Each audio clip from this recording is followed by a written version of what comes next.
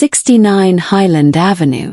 I'm sure there are many explanations, some scientific, some describing an obsessive-compulsive delusion, others a psychotic break, or perhaps an elaborate prank. Maybe all of these possibilities explain living in a haunted house for a year. Maybe there were really just T3 ghosts, and maybe it was all in my head. I left not knowing. My 2 roommates and I moved in August for our sophomore year. I'd been struggling with getting the correct medications to treat my bipolar disorder, and I was blissfully unaware that I would be tested by paranormal events. When I began unloading my belongings, both of roommates came over and whispered, "Do you feel anything?" And I was like a chill, a presence maybe. My medication made me a little hot.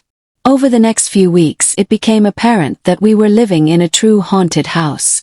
We had pieced together 3 distinct presences, a woman/mother figure, a young man, and an angry older man.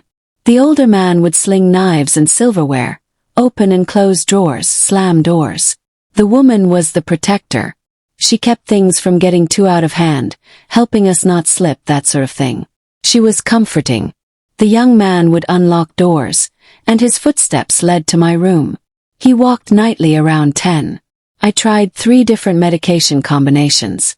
My psychiatrist didn't believe in ghosts. She knew I was terrorized but thought it was an inner demon. I knew it was an outer demon. I'm neo-pagan, so I am inclined to believe in spirits. I know some people don't. I used all the folklore I could find to combat spirits. I had several salt circles, an altar, and holy water just in case. And even with all that, I was still haunted more than my roommates. The older man scared me. He was so malevolent. I knew he wanted me to leave, and I thought he couldn't get past the salt. One night, in the wee hours, I was alone in the house, studying on my bed. A dark shadow floated above my salt ring and pressed my head into my pillow. I screamed, unable to breathe, clutching and praying and helpless to stop the smothering. I believe the woman stopped him. I could breathe and my head came out of the pillow. I was gasping and crying. I had almost been murdered by an apparition. I must say after that, the footsteps seemed tame. But before I left, the young man showed himself to me. He must have known that I was leaving. He walked down the hallway like usual, but this time I could see his tousled hair and smile. He waved to me. What is one's reaction supposed to be like when a ghost greets you? I smiled, waved back, threw some more salt. I never freed them. I'm sure the 3 ghosts are still there. I've asked several times if I had been pranked, but nothing could explain the near-death experience or young man.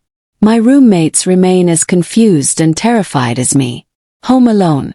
I do strongly believe in the paranormal. I believe in life after death, and this experience that I've had strengthens my belief. A few weeks ago I was home alone.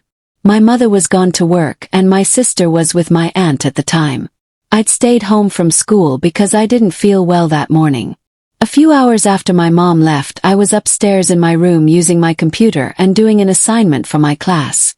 While I was sitting in my room, I heard very loud noises from downstairs. It was like someone was downstairs moving things around or looking for something. At first, I thought it was my mom because she often comes home during her lunch break. However, when I checked the time, it wasn't her lunch break yet. Then I thought it was my sister. The day before this happened, my sister called and told me she would be stopping by to pick some things up, and she told me that she had her house key with her, so I had no reason to stay up waiting for her. Anyway, the noises and movement continued downstairs before I heard someone come upstairs and open the door. I heard them moving some things around upstairs before they went back downstairs and closed the door behind them. After that point, the noises completely stopped. I thought it was weird that my sister had come home and even come upstairs and hadn't spoken to me, so I decided to go downstairs and check on her. When I walked downstairs, there was no one there. I checked around the basement and every room but didn't see a person. I decided to call my sister and ask why she had come home and not said anything to me. When I called her, she said that she hadn't been home because she was still working. I then called my mother and asked her if she had come home, but she told me that she was also still working. The only explanation I have of this is that it could be the ghost of the previous owner's husband.